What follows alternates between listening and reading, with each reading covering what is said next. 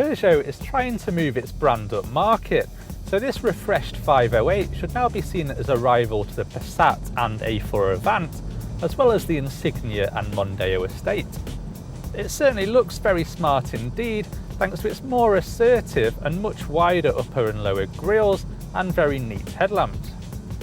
Look more closely and there are new engines and new equipment like a large touchscreen, reversing camera and even blind spot monitoring for safer motorway driving.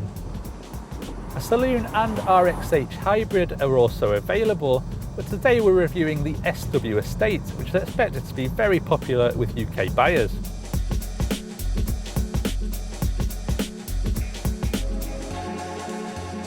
Step inside the 508 and it feels very upmarket. The dashboard and instruments look expensive and this leather steering wheel is good to hold. This is a long car and there's certainly no arguing with the space on offer, even for taller drivers, while those sat in the back will find they have plenty of headroom and legroom, making the 508 a very comfortable long distance cruiser. It's well spec'd too, with even the standard car getting DAB radio, cruise control and rear parking sensors. So on the whole, the 508 is a very relaxing place to spend time, but there are a few niggles. Firstly, the touchscreen is a bit of a stretch to operate when you're driving, and there are lots of buttons around the dashboard and steering wheel which can be confusing when you first buy the car.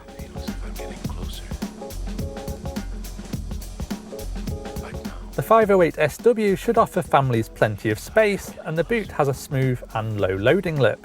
But it only measures 512 litres, making it smaller than rival estates including the Passat and Mondeo.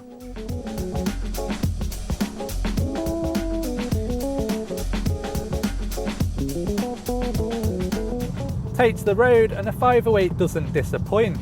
This is an Allure trim fitted with quite large 18-inch alloy wheels, but the suspension still comfortable enough to soothe away bumps. Peugeot has also done a good job of keeping noise out of the cabin, so you shouldn't have a headache at the end of a long motorway journey. Head towards more challenging roads and it doesn't fall apart either.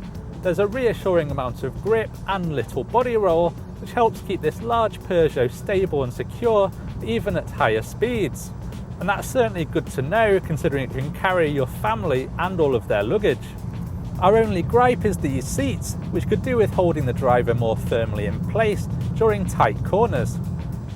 The all-diesel engine lineup starts with a 1.6 with 113 horsepower and then moves up to a 2 litre in 3 different power outputs, followed by the range-topping 2.2 with 197 horsepower mated to an automatic gearbox. We're testing the Blue HDI 150, which can accelerate to 60 miles an hour in around 10 seconds. It's quiet and powerful enough to overtake traffic. However, its real party piece is its 67 mpg fuel economy and low emissions of 110 grams per kilometre of CO2, meaning it costs just £20 each year in road tax.